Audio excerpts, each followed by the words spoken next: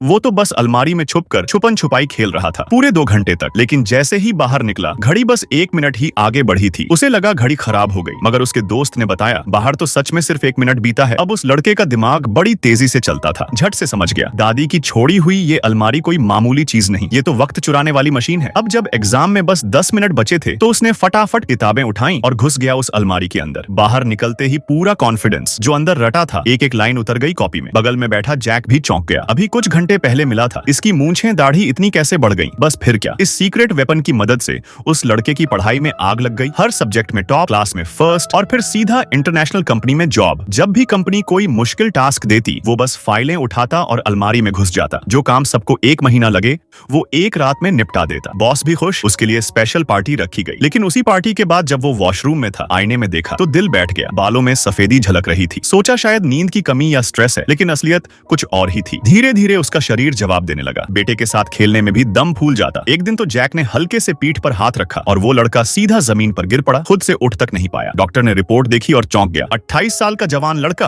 और इसे स्ट्रोक आ गया। यहीं उस लड़के को असलियत समझ आई। अलमारी के अंदर भले ही बाहरी वक्त स्लो हो, लेकिन अंदर उसकी उम्र असली स्पीड से आगे बढ़ रही थी। जितना वक्त उसने उस अलमारी में बिताया, असल में उसका शरीर अब 50 साल पार कर चुका था। अब उसने सोच लिया बस एक आखिरी बार इतना काम कर लूं कि जिंदगी भर आराम से रह सकूं। उसने अपनी पुरानी पीतल की चाबी निकाली, फिर से फाइलें उठाई और आखिरी बार अलमारी में घुस गया। अंदर समय बिजली की तरह भाग रहा था। सारा काम निपटा लिया, अब बस बाहर निकलना बाकी था। पर जेब में हाथ डाला, चाबी गायब। जेब फटी हुई थी और चाबी बाहर गिर चुकी थी। वो बाहर झांक कर देखता है, चाबी अलमारी के ठीक बाहर पड़ी थी, लेकिन वो खुद अंदर कैद हो गया था। उसी वक्त उसका बेटा स्टोर रूम में आ गया। वो अलमारी के अंदर से जोर जोर से चिल्लाया, लेकिन बेटे को कुछ सुनाई नहीं दिया। तभी बेटे की नजर जमीन पर पड़ी उस चाबी पर पड़ी। उसे उठाया और अलमारी का लॉक खोल दिया, मगर अलमारी अब खाली थी। अंदर से बस राख का ढेर निकलता है। पापा आप कहाँ हो? हेलो पापा, आप तो यहीं थे ना?